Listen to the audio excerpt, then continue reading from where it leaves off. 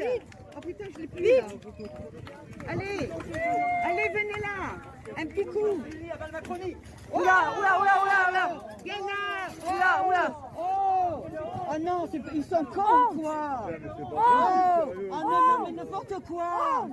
N'importe quoi. Ah, c'est une honte, oui. Oh, mais ils sont marteaux. Venez. The greetings in France are definitely becoming more unusual. And hey, that's not the worst thing that the French people have done to their head of state. Welcome back, beautiful and amazing human beings. This is Ukradowski of WeAreChange.org. Lots of incredible, important news to get into right now, especially with all the information surrounding U.S. intelligence agencies that we will be talking about, along, of course, with the bigger news about the recent drop in the Bitcoin price. We're going to talk about that, plus a lot more. We're going to get to the bottom of it. And before getting right into it, we wanted to remind you that your federal government used your tax dollars in order to operate an international trafficking and extortion ring for over 30 years. Now, when your government isn't taking your money to do unspeakable things to children with, they are also using that money, like the city of Atlanta, that paid $196,000 to paint a rainbow crosswalk. Yes, I'm not kidding you. In Atlanta, the local city used $196,000 from its taxpayers to create a rainbow crosswalk, which now partly disappeared after AT&T crews performed maintenance work on the crosswalk. And while people are being plunged into poverty as the wealth-income gap widens, as billionaires become richer than they ever have been before, the local government of Atlanta is taking nearly $200,000 from its taxpayers to paint the sidewalk multiple colors. That is absolutely outrageous, insane, and totally nonsensical. And during these very difficult financial times for everyone, what are major media establishment institutions in the United States worrying about?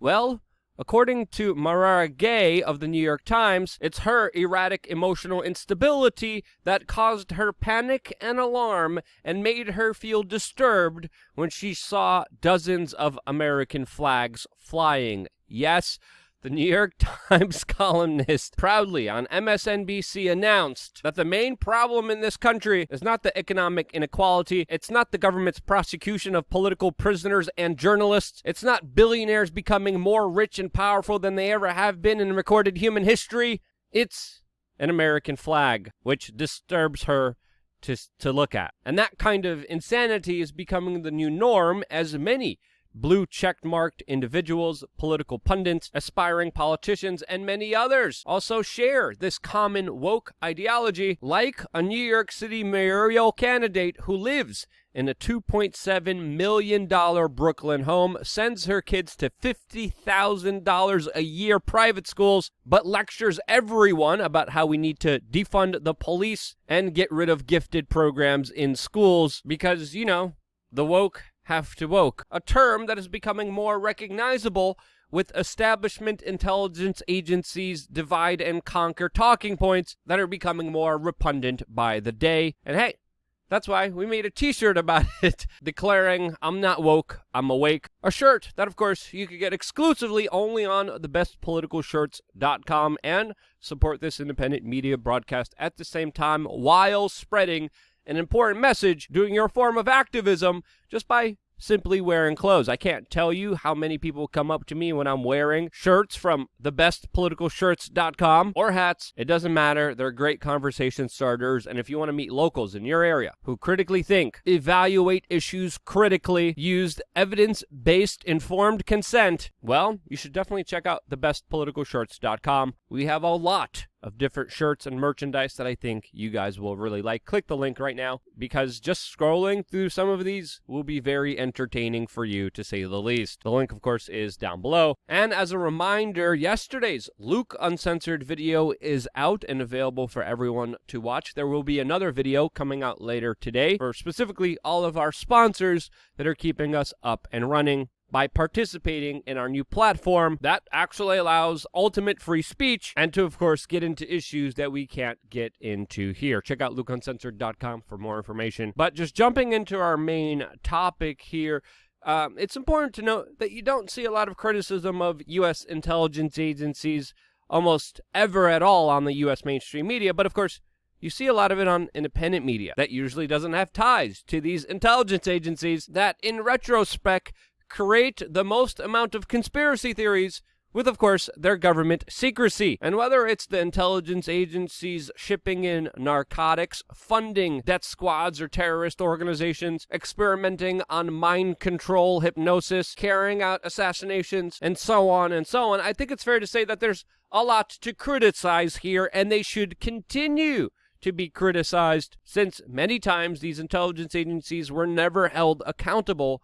for some of the atrocious actions which we know now they committed through the past decades. Now, according to the U.S. mainstream media, the U.S. intelligence agencies could do no wrong. They are holy, they are amazing, they are always ever providing a good service to you, even though they're doing everything in absolute secrecy with no accountability or transparency at all. And that type of viewpoint is absolutely naive, it's idiotic, and there's a lot of things that we should question the intelligence agencies about, like the fact that they knew that there was going to be a major event on January 6th at the U.S. Capitol, and it didn't take a genius to understand that, since, of course, there was many Facebook events and message boards openly talking about storming and entering the U.S. Capitol. But the U.S. intelligence agencies, knowing this for weeks, did absolutely nothing, according to a new Senate report, to help or protect Capitol police officers who, in some videos, are even shown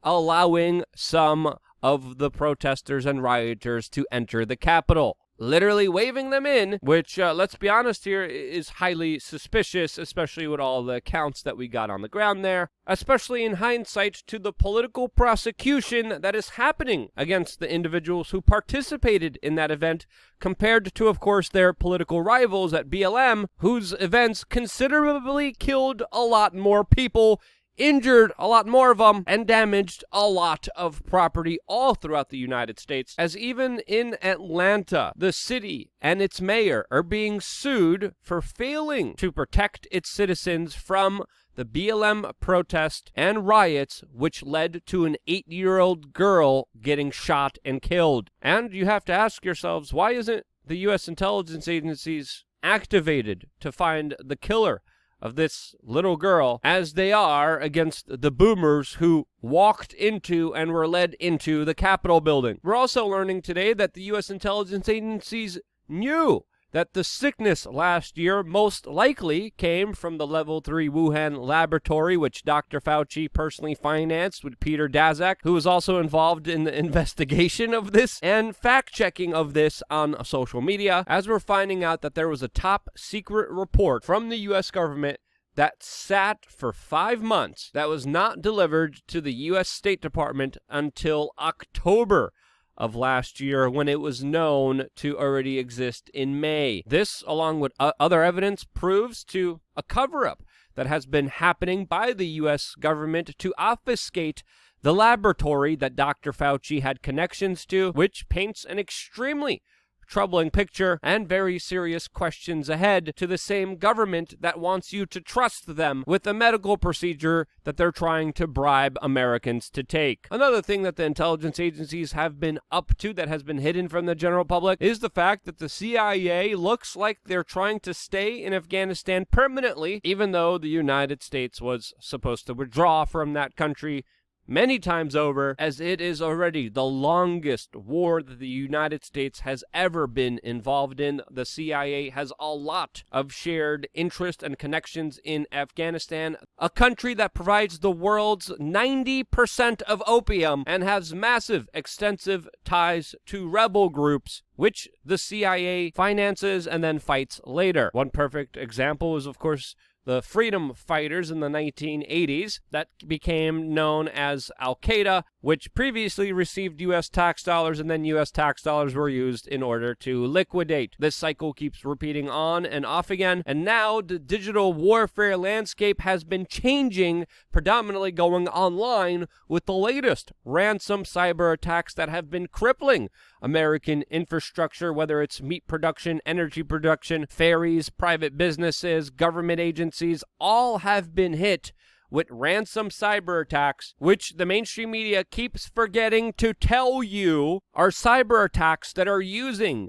NSA, U.S. intelligence agency spying tools that allegedly, according to the official story, have been made public to everyone in the world. Yes, your tax dollars created the tools that are launching a lot of these ransom cyber attacks on American companies, American infrastructure, and even American politicians who voted to give the NSA the money to do this in an unaccountable, untransparent way. And now those same politicians are being hit as 60 Congress members from both political parties are, quote, unable to access their data for weeks as they have been targeted with a latest ransom hack attack against them. 60 lawmakers in this country are left unable to access their constituents' data for weeks through these latest ransom attacks that, according to many cyber experts, are being done with these NSA spying cyber tools. Now, the official story is that some of these hackers are using these tools, extorting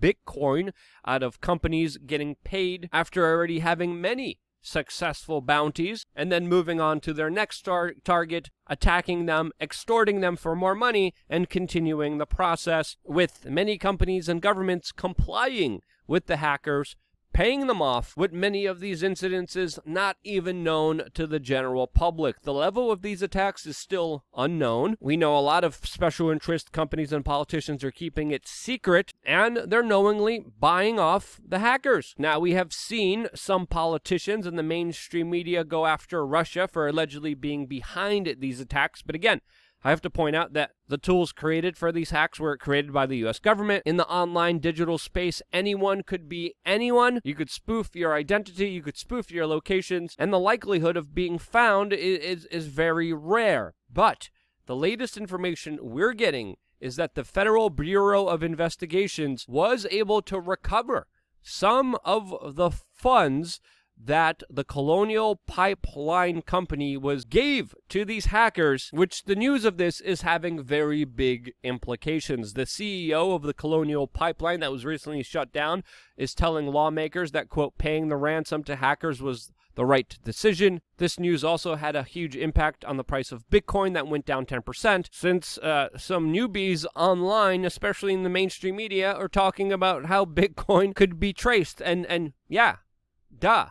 That's the blockchain. Anyone who interacts with someone through cryptocurrencies, especially if their address is public, their transactions are public as well. Bitcoin has a public ledger through all of its accounting, which makes it extremely transparent. We knew this. We knew this for a very long time. There's other cryptocurrencies like Monero that make it a lot more difficult to, and virtually impossible to, track down and trace, which makes me really wonder why weren't these professional hackers asking for things like Monero instead of Bitcoin in the first hand. But this story is a lot more complicated than, of course, the FBI following the blockchain. The FBI did not hack Bitcoin, as some mainstream media noobs are talking about. Bloomberg is writing a piece talking about how Bitcoin isn't as invulnerable from law enforcement as many people think. But again, Bitcoin is, again, fully transparent.